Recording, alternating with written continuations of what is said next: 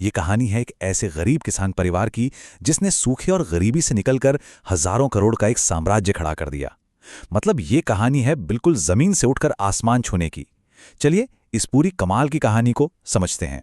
जरा इस फासले को देखिए। एक तरफ 1970 का दशक, गुजरात का एक ऐसा गांव जहां न बिजली थी, न आने जाने के ठीक ठाक साधन, और ऊपर से पड़ गया था भयानक सूखा। और दूसरी तरफ है आज की सच्चाई, एक 6,000 करोड़ रुपए की कंपनी जो बड़ी बड़ी मल्टीनेशनल कंपनियों को टक्कर दे रही है। तो सवाल यही उठता है कि ये सफर ये तय कैसे हुआ। मतलब कैसे कोई इतनी गरीबी से उठकर इतनी बड़ी सफलता तक पहुंच सकता है। आइए इस नामुमकिन सी लगने वाली यात्रा के हर एक कदम को करीब से देखते हैं। ठीक है, तो कहानी शुरू करते हैं। ये कहानी है वीरानी परिवार की और उन मुश्किल हालात की जिनसे गुजरकर उन्होंने अपनी किस्मत खुद बनाई। तो देखे, गुजरात के धुंधोराजी गांव में वीरानी परिवार खेतीबाड़ी करके अपना गुजारा करता था। लेकिन एक साल बारिश ने ऐसा धोखा दिया कि सारी की सारी फसलें बर्बाद हो गईं। सूखे ने जैसे उनकी कमर ही तोड़ दी। अब घर चलाने का कोई और जरिया बचा ही नहीं था। मजबूरी में पिता पोपट भाई वीरानी ने अपनी जमीन बेच दी, जो उनकी एकमात्र संपत्ति थी। और जमीन बेचकर जो 20,000 रुपए मिले वो उन्होंने अपने 3 बेटों को दिए और कहा कि देखो, अब गांव में कुछ नहीं बचा है, शहर जाओ और अपनी किस्मत आजमाओ। सोचिए, ये पैसा उनकी जिंदगी भर की कमाई थी। तो वो तीनों भाई, भीखू भाई, चंदू भाई और मेघजी भाई, वो 20,000 रुपए और आंखों में बड़े बड़े सपने लेकर राजकोट शहर आ गए। लेकिन शहर की असलियत उनके सपनों से कहीं कहीं ज्यादा कठोर थी। अब क्योंकि वो किसान परिवार से थे तो उन्होंने सोचा कि खेती के उपकरण और खाद का बिजनेस शुरू करते हैं। लेकिन अनुभव की कमी थी, जिसके कारण एक व्यापारी ने उन्हें नकली माल बेचकर ठग लिया। और बस सिर्फ 2 साल के अंदर उनका सारा पैसा डूब गया और बिजनेस पूरी तरह से बंद हो गया। पिता की दी हुई सारी पूंजी खत्म हो चुकी थी। वो वापस वहीं पहुंच गए थे जहां से शुरू किया था, बिल्कुल शून्य पर। और अब तो गांव वापस जाने का भी कोई रास्ता नहीं था। और यहीं से चंदू भाई ने अपनी जिंदगी का पहला और सबसे जरूरी सबक सीखा। हालात से मजबूर होकर उन्होंने एक छोटी सी नौकरी की और पता है, वहीं से उनकी सोच बदलने लगी। चंदू भाई को राजकोट के एस्ट्रोनॉ सिनेमा में एक कैंटीन बॉय की नौकरी मिली। उन्होंने इस काम को कभी छोटा नहीं समझा।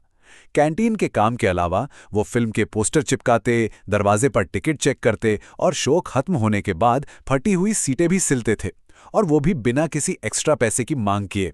उनकी यही मेहनत और लगन रंग लाई। सिनेमा के मालिक इतने खुश हुए कि उन्होंने चंदू भाई को कैंटीन का कॉन्ट्रैक्ट ही दे दिया। और इसी कैंटीन में उन्हें एक ऐसी समस्या का सामना करना पड़ा जिसने उनकी किस्मत हमेशा हमेशा के लिए बदल दी। हुआ ये कि कैंटीन में आलू के चिप्स यानी वेफर्स की बहुत मांग थी, लेकिन जो सप्लायर थे वो कभी समय पर माल नहीं पहुंचाते थे और क्वालिटी भी बहुत खराब होती थी। 1, 2, 3, एक के बाद एक 3 सप्लायर बदले, लेकिन समस्या वैसी की वैसी ही रही। तब चंदू भाई के दिमाग में एक आइडिया आया, अरे क्यों ना हम खुद ही वेफर्स बनाएं। और यहीं उन्हें मिला अपनी जिंदगी का दूसरा मंत्र। समस्या से परेशान होने की जगह उसका समाधान ढूंढो। हर बंद दरवाजे के पीछे एक नया रास्ता जरूर होता है, बस खोजने की देर है।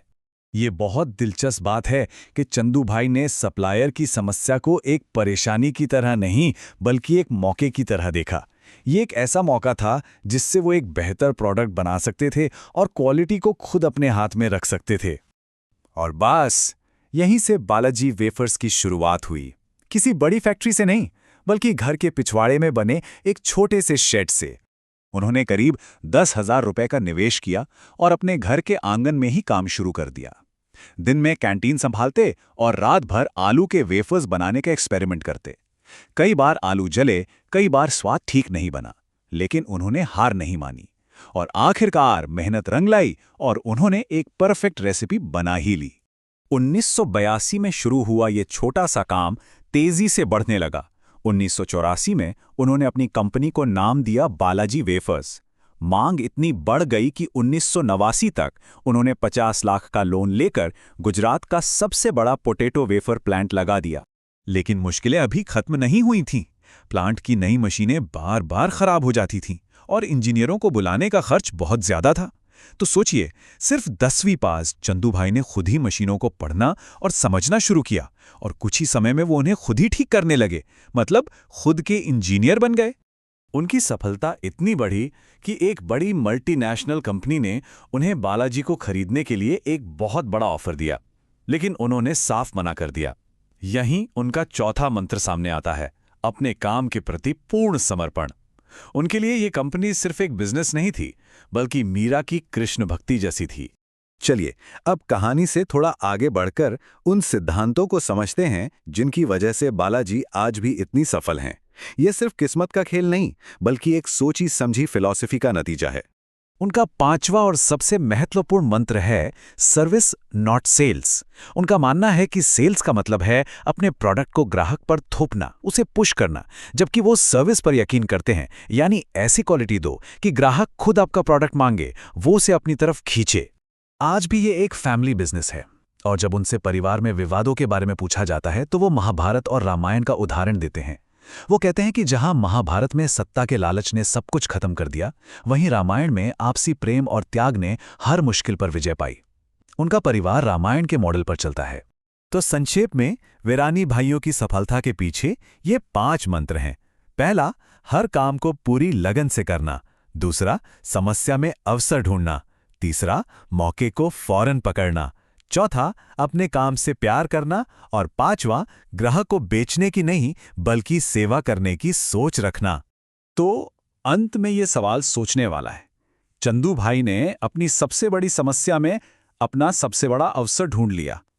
जरा सोचिए, किसी की भी जिंदगी की सबसे बड़ी समस्या में कौन सा महान अवसर छिपा हो सकता है?